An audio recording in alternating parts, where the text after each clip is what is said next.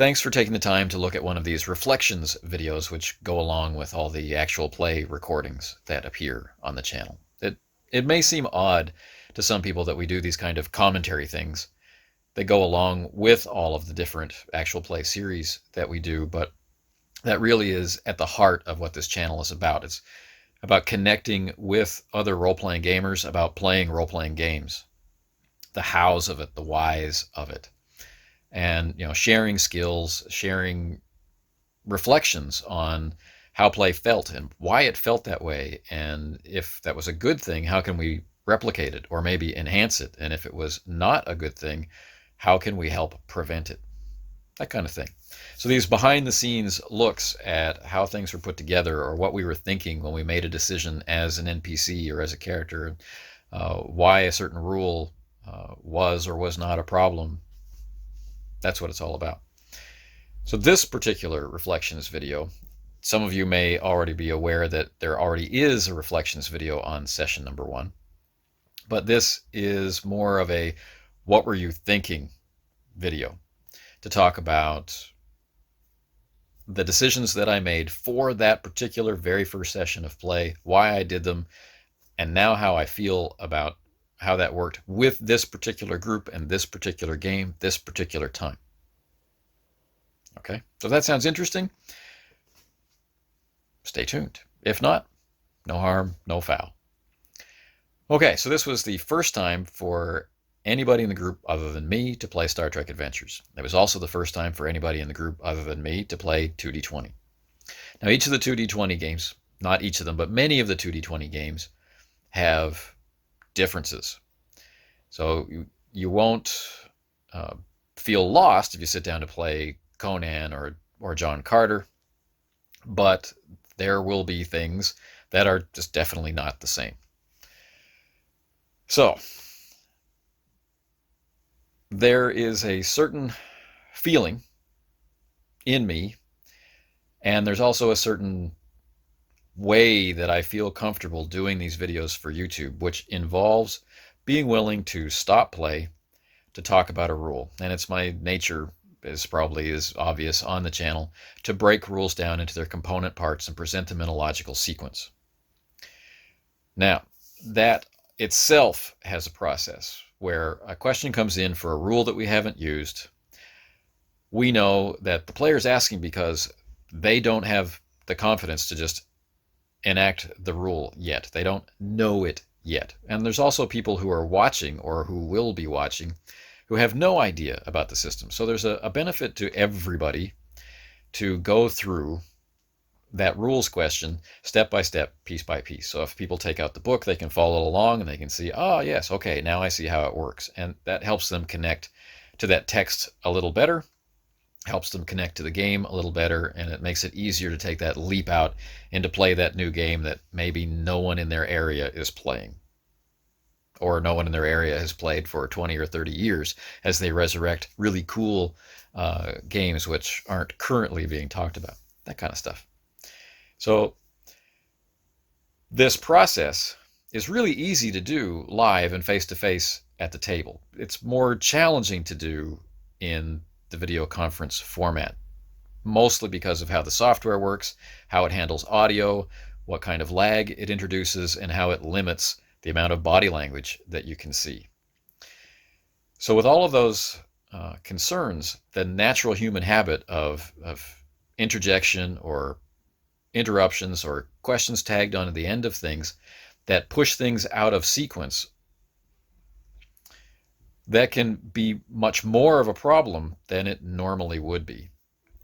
So every time I start an online game, recorded or not, with a new mixture of personalities and people, I've come to expect that there will be chaos in this particular aspect of play. It's a necessary aspect. We have to make sure that everybody understands the system, that they can't just be spoon-fed from the game master every time, because this really slows down play, and it really reduces the fun of people at the table to not be in command of the basic rules knowledge of the game. So, as my reflection going through the actual play video to add in some fun special effects and put character names and stuff on the screen. Doing that, what I heard was a lot of disruptive interruption and interjection, which in any other real life face-to-face context would not have been disruptive. So it puts me in the awkward position of having to, before the next session, talk to people about, hey, if there's a rules question, can we please handle it like this? And then we'll quickly get them out of the way. And as everybody's already high level of familiarity with the game moves up into cruising comfort zone, then all of those talking about the rules sections can just vanish. So the faster we can get there, the happier everyone will be. So a rules process does need the person with the question to be able to verbalize the question. This is my question. How do I do this? In the case of 2D20, it might be something like, can I spend momentum and threat together? We didn't have that question, but that's a pretty common question. Or how do I buy another die? Or how much does the second or third die cost? Or how much does the die that you buy with determination cost? If I want to get one from determination and I want to get two more using momentum, how much do I actually pay there? That kind of thing.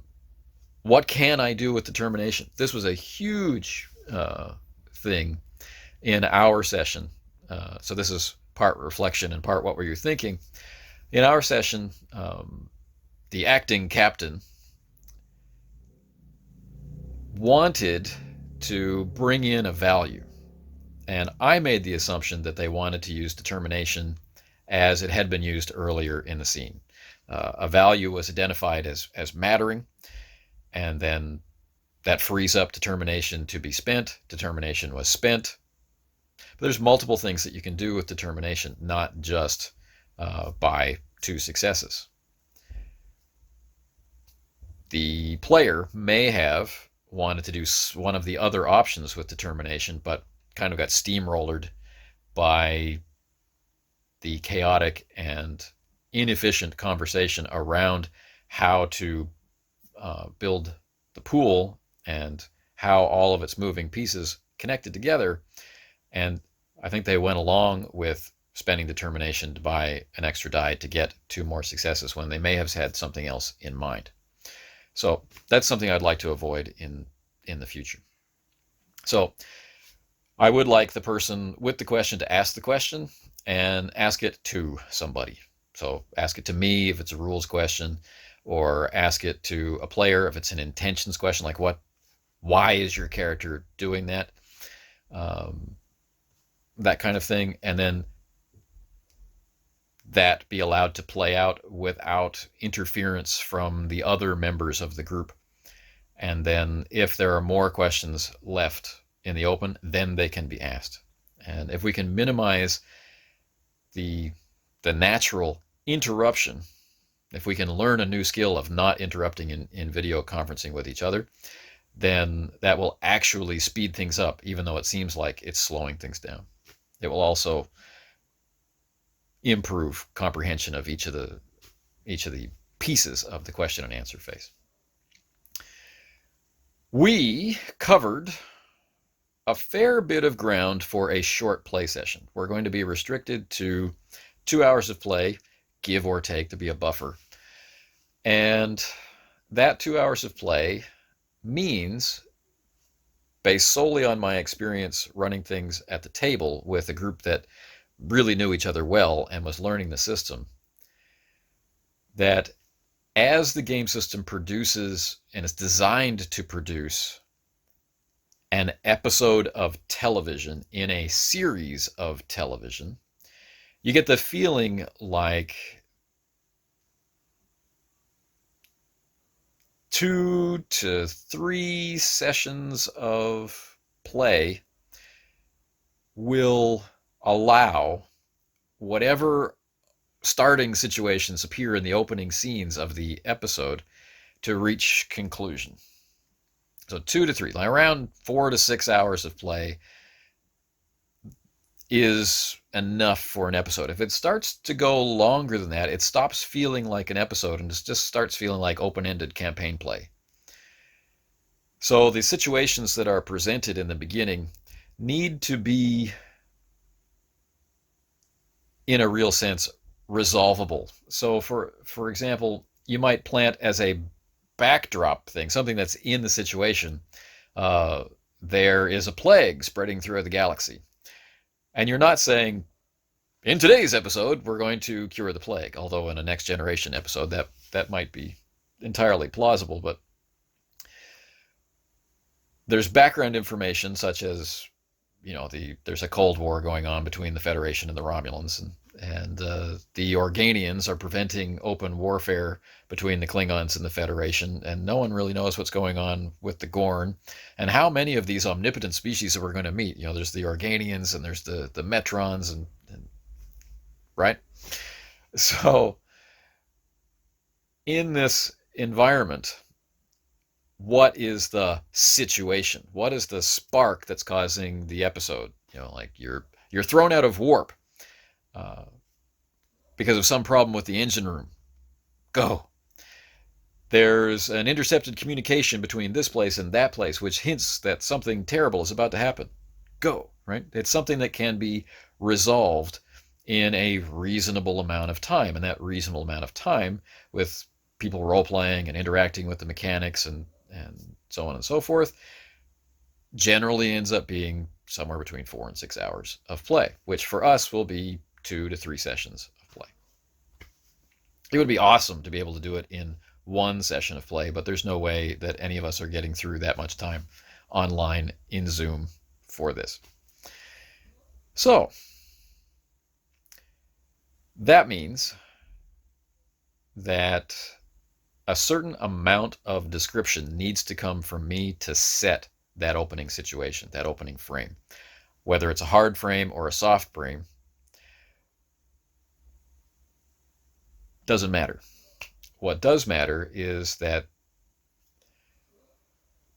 there are things that need to be said, and then there's interaction that needs to happen, sometimes from player to game master and sometimes from character to character.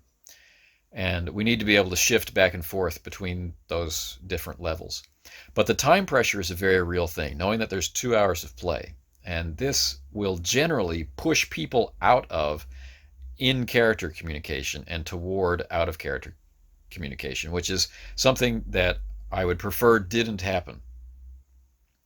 So often, as the game master, I don't have a particular character to occupy. And it will definitely slow things down if I'm always needing to communicate information in an in-character fashion through a variety of NPC and support characters. So for the sake of speed and efficiency, I will move up to the out-of-character level to disseminate information and then allow the players to be able to more freely and more expansively enjoy that in-character space, no matter which character they're occupying, a main character or a secondary character. So that's my thinking about introducing a spark, like a mission. In the pilot episode, they're being sent to rendezvous with a larger ship to handle a disaster. Right? So they will go there, they'll rendezvous with the ship, and they will handle the disaster, and the episode will end. That's what we were thinking. So, what about these NPC characters? Well, we didn't have too many. We had one support crew, Anya Smith, who was described as maybe quite comfortable at her post. She likes being on this ship. She likes her role as communications officer, and she likes her rank. She is... It's not that she isn't ambitious or that she's not a good member of the crew, but that she has found her home. That kind of character. Highly competent, very skilled, and not looking to leave the ship. So we have her. And as the series progresses, any of the characters, any of the players may take on this role as is necessary. And that's kind of interesting. So it's a little unusual for me to introduce a secondary character like that, but I didn't want that character in that role, a necessary character in a necessary role in this particular situation and scene, to be an NPC. So there we have it. But normally speaking, the players are going to be creating secondary characters as we need them. And in this particular episode, we didn't need any others. We did encounter one NPC, and that's the new Chief Medical Officer. In a previous reflection, I talked about not being sure if I would make the Chief Medical Officer an Andorian or a human. I did end up going with Andorian, and I'm really glad I did, if only because of the very cool thing that Joseph did in the role of the acting captain, the Vulcan acting captain, to really draw out this particular theme that serves as part of the foundational building blocks of the campaign, that of the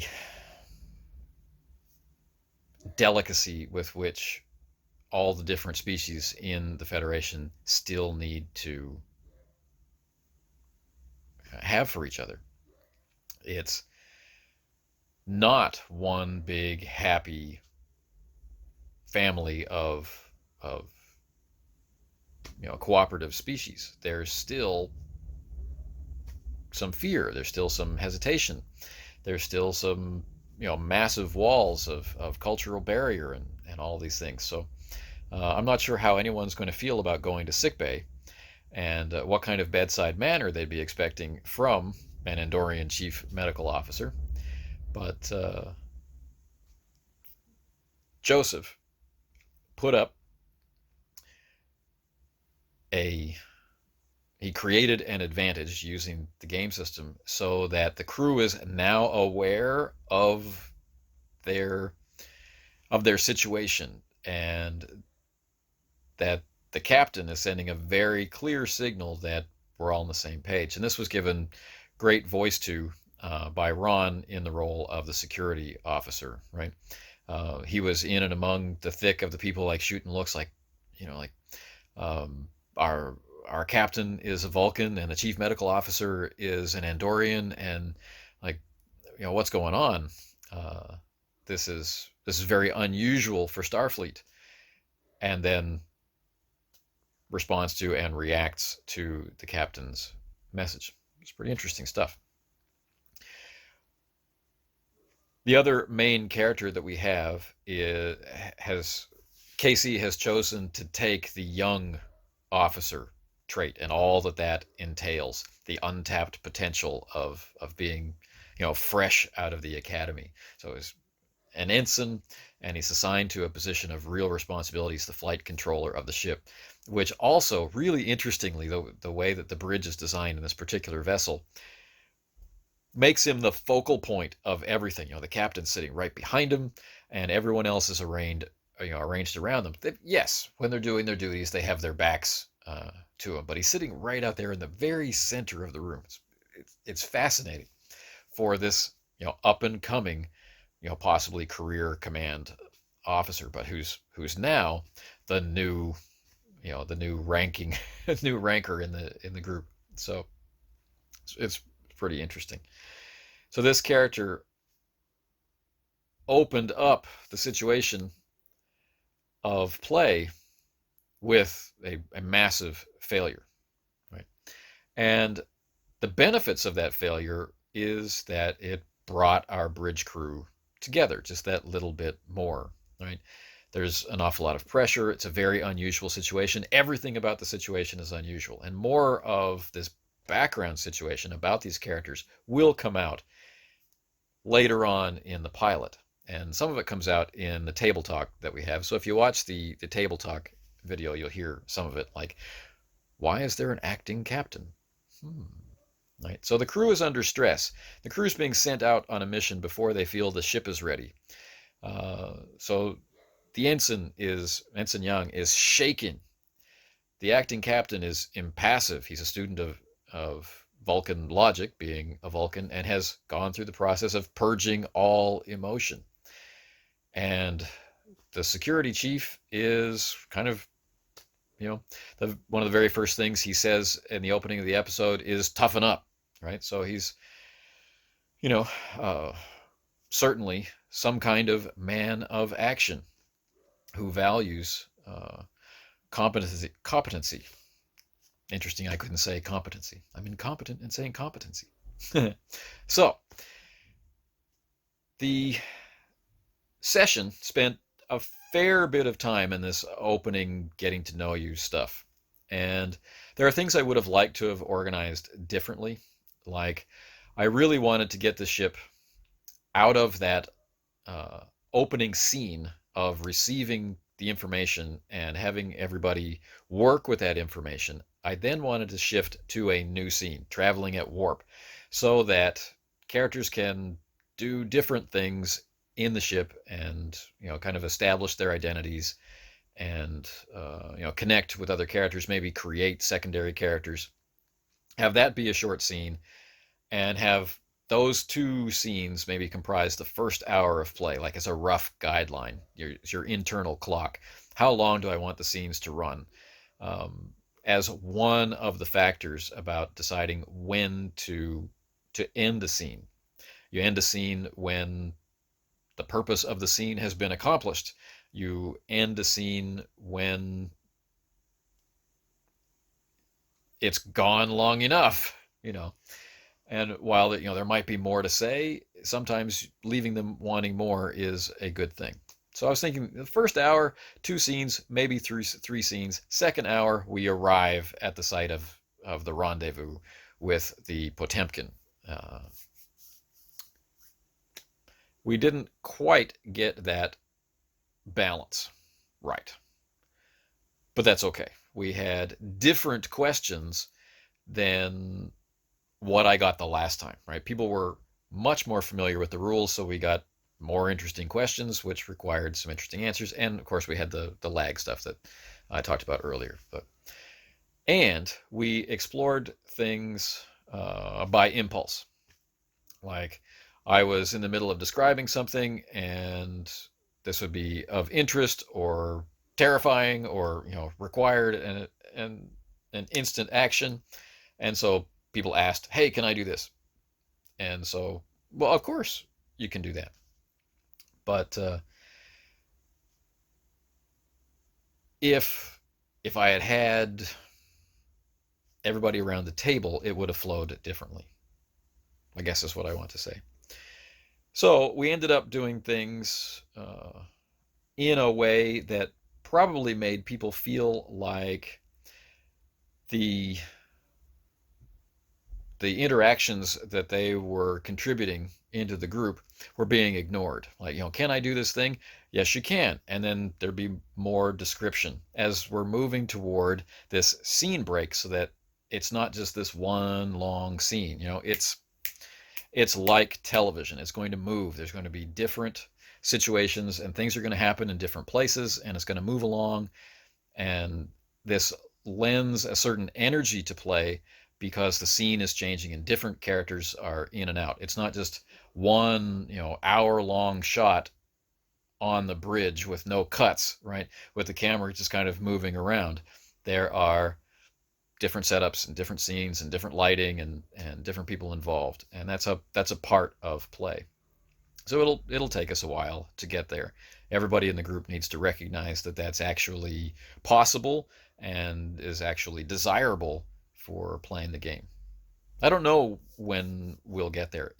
In my face-to-face group, it was easier to do, like to end a scene and move on, because you have more than just your voice to signal that this player is signaling with body language that they're satisfied, they got what they wanted out of that scene, and this person over here is signaling with their body language that they had an idea, and they're getting they're checking their character sheet to figure out how they want to do it in the next scene, and so on and so forth. So it's really easy to know when it's time to cut the scene. Much harder in this framework, but I'm confident we will get there. The Andorian Chief Medical Officer was designed as an NPC on purpose so that some of the hostility that we might imagine and that we've seen in original series episodes as a form of suspicion between different species uh, can be directed at the NPC rather than always directed at the player character.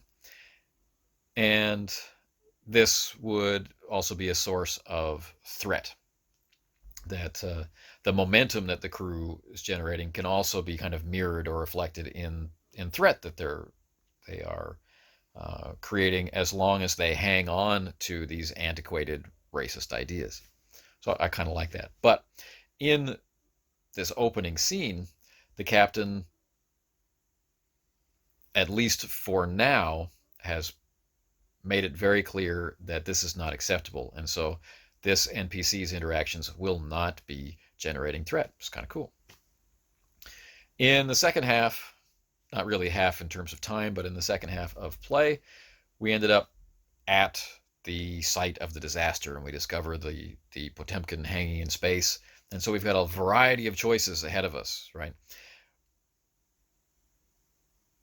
And that's pretty much where we left it. We got a cryptic and dark message coming up from the surface of the planet saying, you've killed us all, and we've got the Potemkin in its dangerous straits. And unbeknownst to anybody, because of a large expenditure of threat by myself as the game master, we have this mysterious idea that something is moving, something is heading toward the ship, but that nobody's aware of it. So this is the last aspect of things. What is threat for? Momentum is to enable the group to work together and to tailor the results that they generate in roles toward the specific solution that they're looking for, like in an extended task. Do they want to reduce the resistance to their efforts? Do they want to increase the amount of work that's done? Do they, what is it they want to do? They get to tailor that. Threat is how the game master makes changes in response to what's going on, right? So if a situation is working as it was set up to do, like the ship is thrown out of warp, then that may create a certain amount of threat by itself, and the players increase in their die pools may create a certain amount of threat, and of course just play itself produces a certain amount of threat. But these situations, if they're playing out the way that they are supposed to, normally when you're playing a game that doesn't work this way, the game master would just make decisions, right? Oh, I'm going to do this now, and I'm going to do that now, and oh, I don't know, I think that seems too easy, so I'm going to make it harder, or it seems too hard, I'm going to make it easier. There's all these things that people out there do. Not everybody does all of those things that I just mentioned, but anyway. With threat, we have two things going on. One, it, in a very real sense, much like the dice in Star Wars, it relieves the game master of some of the burden of doing things to the players on a whim, right? They've got threat. They have a requirement that as you go through the course of the episode, that threat should be spent down to zero. That may, do so in a variety of waveforms, but that ideally that's it. At the end of the episode, the threat should be resolved. So you have to spend it, and there are a variety of prices for those expenditures. If you want to do something really big, it costs more threat. If you want to do something minor, it costs less threat. Right? So it's really kind of interesting. So why, when we get to the end of session 1, which is less than 2 hours of play, why did I empty the threat pool? Well, one, yes, the threat pool is empty. 2, it's not going to stay empty. 3, we have put something into play which the players can think about during the intervening week before the next session And hopefully that will be fun. And it also offers a hint about what's going on without suggesting solutions or a from the game master's point of view, this is the next step to take kind of stuff. All right, so I've introduced something that's there, and I paid the threat so that I could introduce it so that the characters don't know about it. The players know about it, but the characters don't know about it. So that in play, there can be this connection to the surprises, right? We can have that anticipation. We can use that real world anticipation to feed into or bleed into how the characters play. They are highly trained Starfleet officers who live in that universe and they know what to expect. So me visibly spending the 4 threat to have this mysterious thing happen helps signal the players for what their characters should expect. Right? So these are the things I'm thinking. And I hope that these reflections help if you're starting, if you're considering running Star Trek Adventures for yourself, or if you've run it and had some challenges with it. Come along and enjoy our challenges too and see how we resolve them, and start up a conversation in the comments or at AdeptPlay, adeptplay.com, which is all about discussing how we play and how things work and that sort of stuff. So anyway, if you made it this far, thanks for watching and take care.